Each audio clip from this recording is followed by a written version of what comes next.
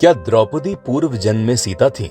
भारत एक ऐसा देश जहां हर प्रकार के धर्मों को मानने वाले रहते हैं। साथ ही कई प्रकार के देवी देवताओं की पूजा के साथ साथ नारी की भी पूजा की जाती है। हमारे देश में नारी को देवी का दर्जा दिया जाता है क्योंकि शास्त्रों और पुराणों के अनुसार नारी शक्ति का ही एक रूप है। इन सब के बावजूद अक्सर नारी पर हो रहे बहुत से अत्याचार की घटनाएं सामने आती रहती हैं। अगर इन बातों पर गौर करें तो ये कोई नई बात नहीं है। नारी पर हो रहे अत्याचार के बहुत से किस्से हम सदियों से सुनते आ रहे हैं। जैसे त्रेता युग में रावण ने बहुत सी नारियों का अपमान किया, जिसमें माँ सीता का नाम प्रमुख है, जिन्हें रावण हरण करके अपने महल ले आया था और इसी वजह से राम रावण का युद्ध हुआ जिसमें रावण मारा गया। एक दूसरी घटना की बात करें तो द्वापर युग में भी जब भरी सभा में द्रौपदी का अपमान हुआ तो उसके बाद ही कौरवों और पांडवों का भयंकर युद्ध हुआ जिसमें सारे कौरव मारे गए। कहने का मतलब बस इतना सा है कि जिस किसी ने भी नारी का अपमान किया वो अपने परिवार सहित नष्ट हो गया। बात अगर माँ सीता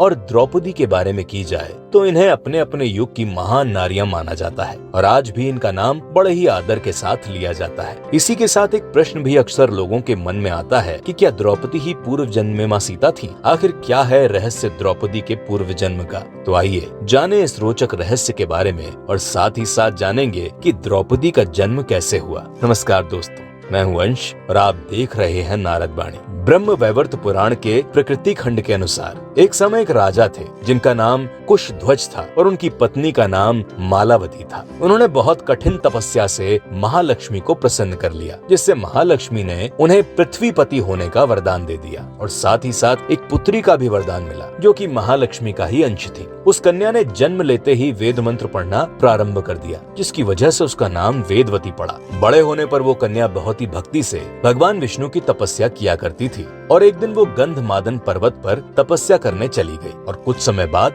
वो वहीं रहने लगी। एक बार लंका का राजा रावण उसके आश्रम पहुंचा तो वेदवती ने बहुत ही आदर के साथ उसका स्वागत किया। इसके बाद रावण ने वेदवती को उसका परिचय पूछा और उसकी सुंदरता के कारण अपने हाथों से छूने की कोशिश की, पर वेदवती को बहुत क्रोध आया और उसने तुरंत ही रावण को श्राप दे दिया कि एक समय ऐसा आएगा कि तू अपने परिवार सहित नष्ट हो जाएगा क्योंकि तूने मुझ जैसी साध्वी के साथ गलत बर्ताव करना चाहा।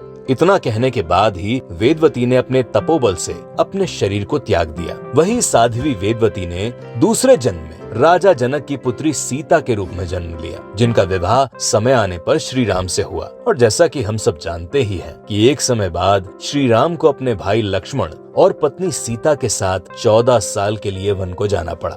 जब श्री राम अपनी पत्नी सीता और लक्ष्मण के साथ दंडकर्ण के जंगलों में आश्रम बना रहे थे तो उस समय वहाँ अग्निदेव एक ब्राह्मण का रूप बनाकर आए, लेकिन उस समय वहाँ लक्ष्मण नहीं थे। वो वन में लकड़ियाँ लेने गए थे। ब्राह्मण के रूप में अग्निदेव ने श्री राम से कहा, हे राम, अब समय आ रहा है जिसमें माँ सीता का हरण होने वाला है, इसीलिए मैं चाहता हूँ कि आप माँ सीता को मेरे संरक्षण में छोड़ दीजिए और बदले में एक छायामती सीता को अपने पास रखिए। रावण को मारने के बाद जब आप अग्नि परीक्षा लेंगे तो उस समय मैं आपको वास्तविक माँ सीता को लौटा दूंगा। अग्निदेव के कहने पर श्री राम ने वैसा ही किया और अपने साथ छायामती सीता को कुछ समय के लिए रख लिया, जिसके बारे में लक्ष्मण को भी नहीं मालूम था। धीरे धीरे समय बीता और जब रावण का अंत श्री राम ने कर दिया, उसके बाद जब सीता की अग्नि परीक्षा का समय आया तब अग्निदेव ने श्री राम को वास्तविक सीता लौटा दी और छाया सीता को अपने पास बुला लिया। ये सब होने के बाद छाया सीता ने अग्निदेव और श्री राम से पूछा कि मेरा कार्य तो खत्म हो गया, अब मैं कहाँ जाऊँ? कृपया आप दोनों मुझे ये बताने की कृपा करें। इस पर श्री राम और अग्निदेव दोनों ने उसे तपस्या करने के लिए पुष्कर क्षेत्र भेज दिया,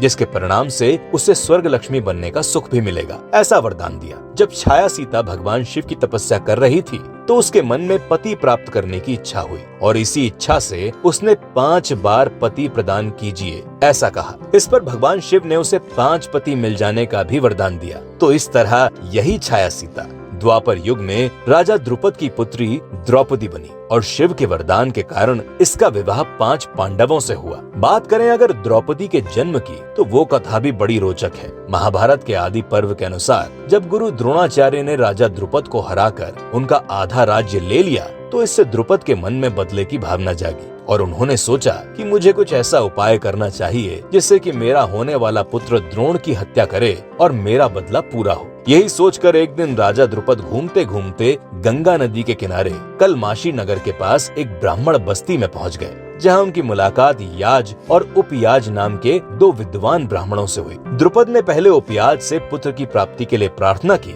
लेकिन उन्होंने इसके लिए मना कर दिया और कहा कि इसके लिए आप मेरे बड़े भाई महर्षि याज से बात कीजिए। इस पर द्रुपद ने ऋषि याज से कहा कि हे महर्षि, एक ऐसा यज्ञ करवाइए जिससे मुझे एक बलवान पुत्र मिले जो द्रोणाचार्य से भी अधिक शक्तिशाली हो। मैं आपको ऐसा करने पर 10 करोड़ गाय दान दूंगा। महर्षि याज ने यज्ञ करवाया और उसी यज्ञ के अग्निकुंड से एक रथ पर सवार एक दिव्य युवक प्रकट हुआ, जिसका तेज बहुत ही अलग था और वो बहुत शक्तिशाली था। उसके प्रकट होते ही आकाशवाणी हुई कि यह युवक बल, बुद्धि और कवच कुंडल से संपन्न है। साथ ही साथ ये स्वभाव से धृष्ट यानी ढीठ है, इसीलिए इसका नाम धृष्टद्युम्न होगा। इसका जन्म द्रोणाचार्य को मारने के लिए ही हुआ है। थोड़ी देर के बाद उसी यज्ञ कुंड से एक बहुत ही रूपवान और सुंदर कन्या निकली और फिर से आकाशवाणी हुई कि इसका जन्म दुष्ट लोगों के संहार के लिए हुआ है। खास तौर से इसकी वजह से कौरवों में बड़ा डर बना रहेगा। साथ ही साथ इसका रंग कृष्ण यानी सांवले रंग का है, इसीलिए इसका नाम कृष्णा होगा।